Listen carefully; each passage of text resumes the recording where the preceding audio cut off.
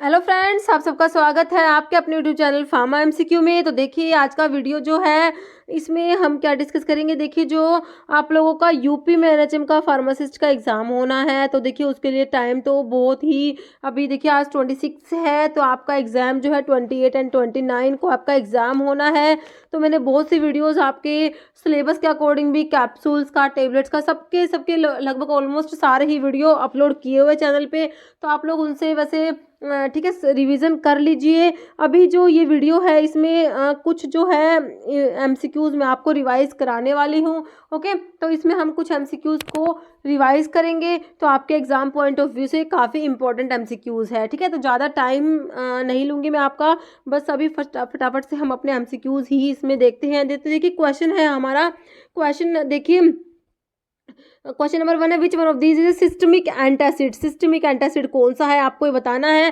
Calcium carbonate दिया है options में, sodium bicarbonate, sodium potassium sodium tartrate, none. देखिए सिस्टमिक एंटासिड जो होते हैं उसमें आपके दो आते हैं, सोडियम बाइकार्बोनेट आता है और एक सोडियम सिट्रेट आता है। ठीक है, तो आपका आंसर तो इसका ऑप्शन बी हो जाएगा, सोडियम बाइकार्बोनेट। ठीक है, बाकी जो है सोडियम सिट्रेट जो है वो भी आपने याद रखना है, सोडियम सिट्रेट। तो ये दोनों जो होते हैं आपके क्या होते हैं, सिस्टमिक होते हैं। ओके, क्वेश्चन आपका नेक्स्ट है, the advice on a prescription ओरासोमनी। ठीक है, जो प्रिस्क्रिप्शन में ये होता है ओरासोमनी, तो इसका मतलब आपने बताना है क्या होता है ओरासोमनी।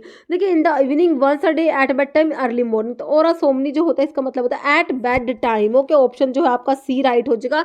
ओरासोमनी जो लैटिन टर्म है इसका मतलब क्या होता है at bed time. Okay, next है क्यूएस इन प्रिस्क्रिप्शन मीन्स। ठीक है, तो क्यूएस का मतलब बताना है प्रिस्क्रिप्शन में क्या होता है। तो क्यूएस का मतलब होता है, ऑप्शंस आप लोग देख लीजिए, इसका मतलब होता है आपका सफिशिएंट क्वांटिटी। ऑप्शन आपका बी हो जाएगा, सफिशिएंट क्वांटिटी आंसर हो जाएगा। ओके, नेक्स्ट है coenzyme A is derived from the vitamin. तो कोएंजाइम ए है कौन से विटामिन से डिराइव होता है ये आपने बताना है। विटामिन का देखिए मैंने 3 वीडियो विटामिन के अपलोड किए हुए हैं। ठीक है, तो विटामिन के तीनों वीडियो अगर आप रिवाइज करते हैं तो विटामिन का क्वेश्चन आपका उससे बाहर नहीं आता।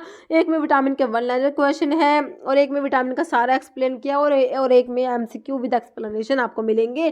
तो ठीक है, तो कोएंजाइम ए डिराइव होता है विटामिन B5 जिसको क्या बोलते हैं, पैंटोथेनिक एसिड बोलते हैं। आंसर हो जाएगा आपका option B, pantothenic acid. Okay, answer अभी हम जो है सिर्फ अपने आंसर पे ही फोकस करेंगे। आंसर आपका ऑप्शन बी पैंटोथेनिक एसिड हो जाएगा। ओके, क्वेश्चन नेक्स्ट है, which one of the following vitamin is known as pellagra preventing factor of Goldberg. तो ये कौन सा विटामिन है बताइए, pellagra preventing factor of Goldberg. तो ये आपका होता है कौन सा, विटामिन B3 जिसको आप लोग क्या बोलते हैं, नायासिन बोलते हैं। अभी ऑप्शंस में आपका आंसर सर्च कर लीजिए, ऑप्शन बी हो जाएगा, नायासिन की बात हो रही है। नायासिन को क्या बोलते हैं, pellagra preventing factor of Goldberg बोलते हैं, नायासिन को ध्यान रखना है। ओके, क्वेश्चन आपका नेक्स्ट है, sulphur containing B complex vitamin. ठीक है, ध्यान रखना सल्फर कंटेनिंग विटामिन आपसे पूछा है ना कि amino acid. Sulphur containing amino acid में तो आपको पता ही है कौन कौन से आते हैं, जल्दी से बताइए। सल्फर कंटेनिंग अमीनो एसिड्स होते हैं उसमें आपका आता है मिथ्योनिन आता है और दूसरा कौन सा आता है,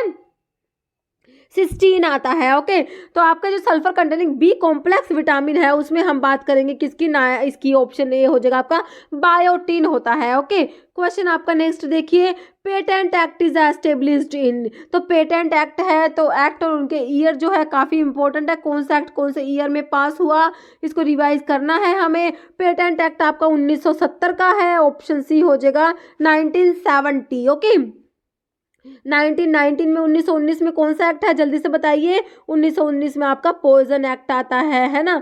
नेक्स्ट क्वेश्चन है, form used for licence to sell stock or exhibit for sale or distribute by retail drug specified in schedule CC1 देखते ही मैं आपको बताती हूँ, आपने 21 याद रखना है CC1 से, और आपके रिटेल पूछा है तो 21A कर देंगे, होलसेल होता तो 21B कर देते हैं ना।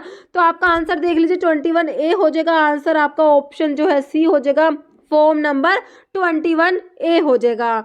क्वेश्चन आपका नेक्स्ट है, schedule to which list of drug to be sold on prescription only belong to. Prescription drug आपसे पूछा कौन सा शेड्यूल में आती है, जल्दी से आंसर कीजिए। ऑप्शंस आपके सामने हैं, बिल्कुल सही आंसर आप लोगों का ऑप्शन ए, बिल्कुल सही सोचा आप लोगों ने। शेड्यूल H की बात हो रही है, शेड्यूल H में आपकी प्रिस्क्रिप्शन ड्रग आती है, बिल्कुल सही। शेड्यूल G में क्या आता है जल्दी से बताइए, जो ड्रग्स मेडिकल सुपरविजन में लेनी होती है, GMS में आपको याद करना बताती हूँ। जो मेडिकल सुपरविजन में ड्रग लेनी होती है वो शेड्यूल जी में आती है। ओके, शेड्यूल वाई को देखते ही हमें क्लिनिकल ट्रायल देखना है। क्लिनिकल ट्रायल्स के लिए हमारा शेड्यूल वाई आता है। शेड्यूल एक्स में आपके नारकोटिक हैबिट फॉर्मिंग जो ड्रग्स होती हैं, ये सारी नारकोटिक साइकोट्रॉपिक ड्रग्स जो होती है शेड्यूल एक्स में आती है ना। क्वेश्चन आपका नेक्स्ट है, quinidine act by anti arrhythmic drug bye. देखिए क्विनिडीन जो है वो क्या है, एंटी एरिथमिक ड्रग है। ओके, क्विनोलिन अल्कलॉइड्स में आपका आता है। क्विनोलिन अल्कलॉइड्स में आप क्या पढ़ते हैं, सिंकोना और कैम्प्टोथिका 2 ड्रग आती है। तो सिंकोना जो है, सिंकोना से आपका क्विनिडीन ऑब्टेन होता है। ओके, क्विनिडीन जो होता है एंटी एरिथमिक होता है। क्लास 1A एंटी एरिथमिक क्यूपीडी से बताती हूँ, क्विनिडीन, प्रोकेनामाइड, डायसोपायरामाइड, 3 ड्रग आती है। तो क्लास 1 जो एंटी एरिथमिक होते हैं उसमें आपके सोडियम चैनल ब्लॉकर्स आते हैं। क्विनिडीन क्या है, सोडियम चैनल ब्लॉकर हो जाएगा आपका आंसर में, ऑप्शन सी हो जाएगा sodium channel blocker. Okay, class 1 anti arrhythmic की बात हो गई। क्लास 2 जो एंटी एरिथमिक है, जल्दी से मैं आपको थोड़ा सा रिवाइज करा देती हूँ। क्लास 2 एंटी एरिथमिक्स में आपके बीटा ब्लॉकर्स आते हैं। क्लास 2 में क्या आते हैं, बीटा ब्लॉकर्स आते हैं। क्लास 3 में पोटाशियम चैनल ब्लॉकर्स आते हैं। क्लास 4 में आपके कैल्शियम चैनल ब्लॉकर्स जो है, क्लास 4 जो एंटी एरिथमिक है उसमें आते हैं। जो विरापामिल हो गया आपका, ओके, ये कैल्शियम चैनल ब्लॉकर जो क्लास 4 एंटी एरिथमिक में आता है, ध्यान रखेंगे। ओके, आपका क्वेश्चन देखिए नेक्स्ट है, डोपामिन रिसेप्टर एगोनिस्ट पूछा है। ऑप्शंस में रोपिरिनोल दिया है, टोलकैपोन, सिलिजिलिन, अमेंटाडिन। पार्किंसंस की ड्रग्स जो है सिंपल उसका क्लासिफिकेशन अगर आपको याद है तो बिल्कुल सिंपल क्वेश्चन है। डोपामिन रिसेप्टर एगोनिस्ट में बताइए कौन कौन सी ड्रग आती है, रोपिरिनोल एंड प्रामिपिक्सोल, 2 ड्रग पढ़ते हैं ना।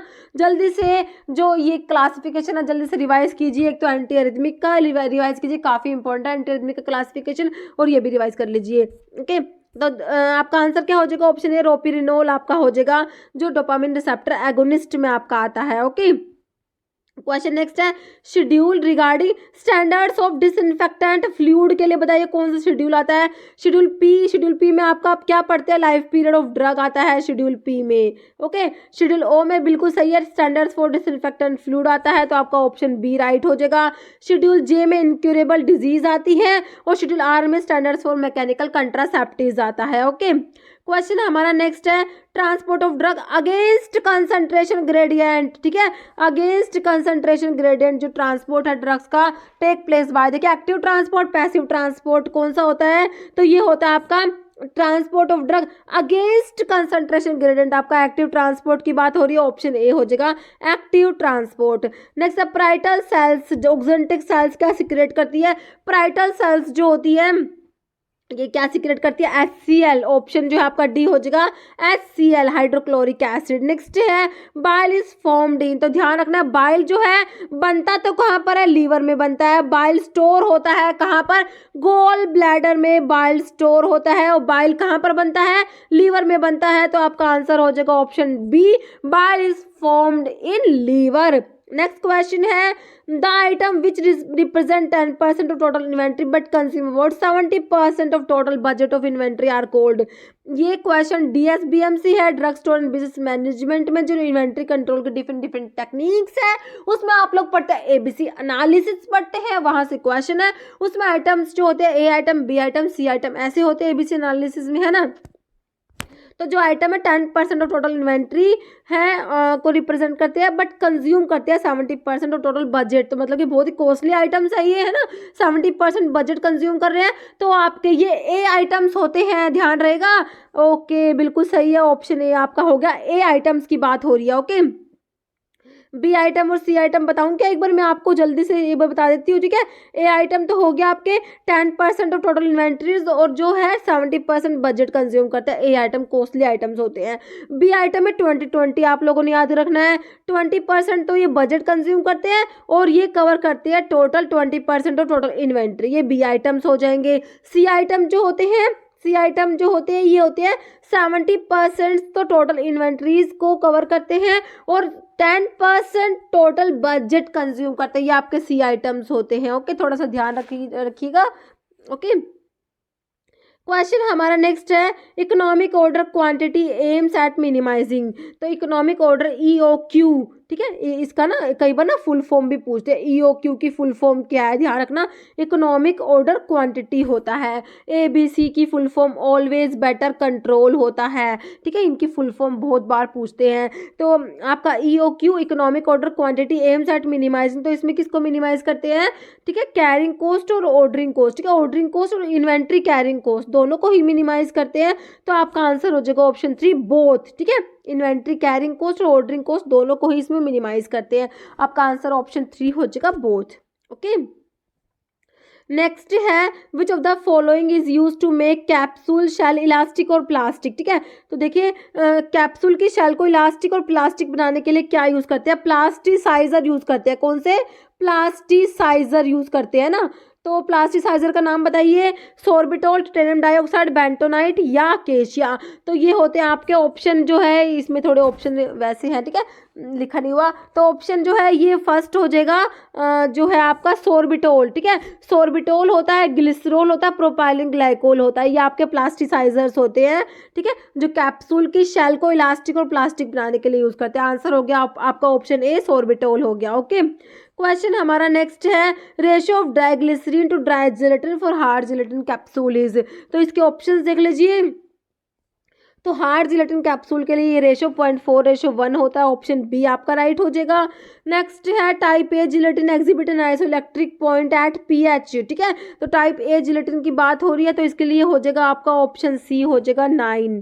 ठीक है, ओके, क्वेश्चन आपका नेक्स्ट है, what kind of antibacterial agent is erythromycin. Erythromycin की क्लास आपसे पूछी है, मैक्रोलाइड, पेनिसिलिन, सिफालोस्पोरिन या टेट्रासाइक्लिन। इरिथ्रोमाइसिन जो है आपका मैक्रोलाइड एंटीबायोटिक्स में आपका आता है। इरिथ्रोमाइसिन, क्लैरिथ्रोमाइसिन, रोक्सिथ्रोमाइसिन, है ना, ये सारी। तो आपका आंसर क्या हो गया, ऑप्शन 1 हो गया, मैक्रोलाइड एंटीबायोटिक में आपका आ जाएगा इरिथ्रोमाइसिन। नेक्स्ट है paclitaxel, A potent anti cancer drug was isolated from which natural source. ठीक है, पैक्लिटैक्सेल, डोसीटैक्सेल पढ़ते हैं ना आप लोग, जो एंटी कैंसर ड्रग में आता है। तो इसका नेचुरल सोर्स जो है, ऑप्शन जो है इसका 1 हो जाएगा, पैसिफिक यू ट्री हो जाएगा, option 1। Okay, next drug used for rare disease. जो ड्रग रेयर डिजीज के लिए यूज करते हैं उनको क्या बोलते हैं, ध्यान रखेंगे हम, ऑर्फन ड्रग बोलते हैं। ऑप्शन 1 हो जाएगा, ऑर्फन ड्रग्स होती है ये। Okay, next melatonin is secreted by. तो मेलाटोनिन जो होता है ये सिक्रेट होता है कहाँ से, पीनियल ग्लैंड, याद रखना है।